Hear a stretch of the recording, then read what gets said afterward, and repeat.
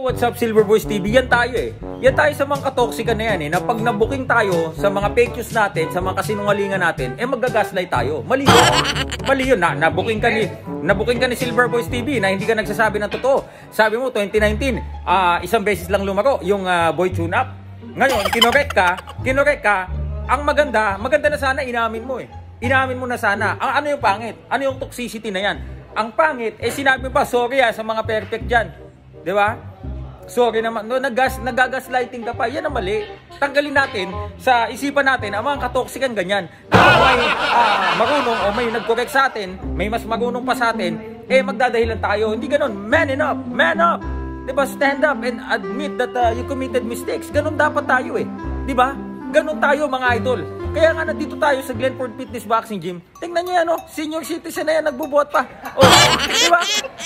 Ganun eh, alisin natin sa toxicity natin na kapag pagod na tayo magbuhat, titigil tayo. Hindi ganyan eh.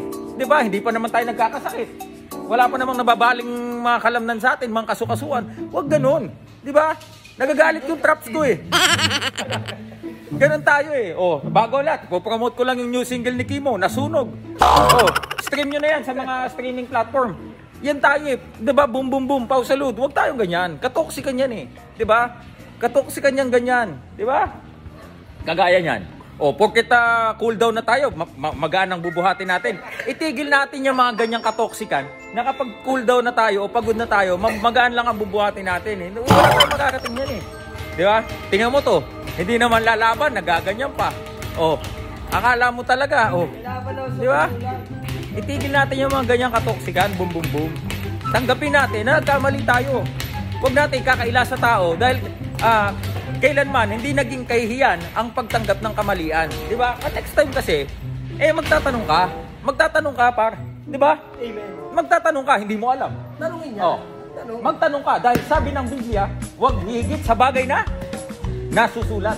Diba? Diba, sir? Sabi ng mga apostol, ito'y natanggap ninyo na walang bayad, dapat ipamahagi ninyo ng walang bayad. Hindi ba, kapatid? Yun ang sinasabi. Kaya magtanong kayo. Diba? Dahil sasagutin kayo.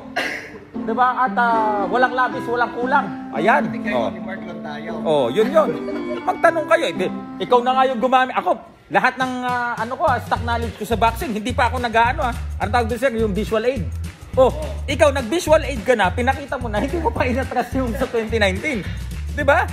Partida ako, wala akong visual aid, puro lang dito sa sa memorya ko. Wag kasi tayo. You can only share the things that you know. Tama ba, sir? 'Di ba? Ganun tayo. Kaya itigil natin yung katoksikan na yan. So, yun lang mga kaibigan. Silver Boys TV. 'Di ba? Namo-motivate.